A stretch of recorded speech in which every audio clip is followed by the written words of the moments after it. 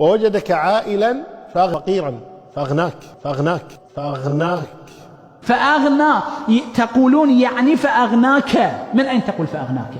القرآن يقول فأغنى. العبارة الثانية، الآية الثانية، قال ووجدك ضالا فهدى، وهنا الضلال أي الضلال عن تفاصيل الشرع، ما كان يعرف تفاصيل الشرع. ووجدك ضالا فهدى، كان بالأول ضالا لا يعرف شيئا إطلاقا. ضالا يعني ليس عندك علم. ووجدك ضالا فهدى، نفس الشيء. فهدى ليس فيه فهداك.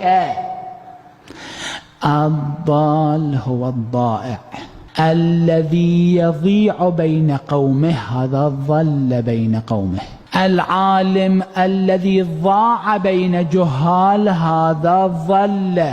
الذي كان ينظر إلى مجتمع مكة آنذاك لا يرى إلا جمع جهلة عباد الأوثان يدفنون بناتهم، هذا المجتمع المنحط لا يرى فيهم شخصية، هو قمة مخلوقات خلق الله، اسمه محمد بن عبد الله صلى الله عليه وآله. رسول الله صلى الله عليه وآله كان ضالا ضائعا في قومه، شخص ضائع.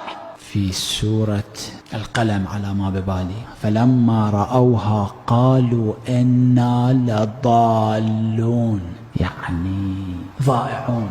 ذهبوا إلى بستانهم، قضية مفصلة تعرفونها، فرأوا بستانا في اليوم السابق البستان بستان عامر، ذهبوا في اليوم الثاني رأوا بستانا محروق الأشجار، شيء آخر، قالوا إنا لضالون، لا ضيعنا الطريق. ضال يعني ضائع، الذي ضاع في أمته، العالم الذي ضاع في جهال. مرة عالم يكون بين علماء، هذا ليس ضائعا ليس ضالا.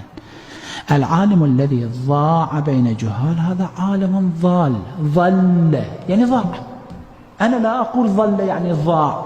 اقرأوا كتب اللغة، لا ترجعوا إلى أهل البيت عليهم الصلاة والسلام، لا توزنوا هذه الآية المباركة بميزان العقل، لا بأس، لا أقل راجعوا كتب اللغة. ضل يعني ضاع. رسول الله، أنت يا رسول الله كنت ضائعا في هؤلاء. ووجدك ضالا فهدى، ليس فهداك، فهدى الناس إليك حتى يستفيد الناس منك، حتى يهتدي الناس بك. ما موجود فهداك، فهدى. كيف تنسبون إلى رسول الله صلى الله عليه وآله الضلال والقرآن يصرح بأنه لا مجال للضلالة في رسول الله؟ ليس في آية وآيتين، من جملة الآيات ما ضل صاحبكم وما غوى.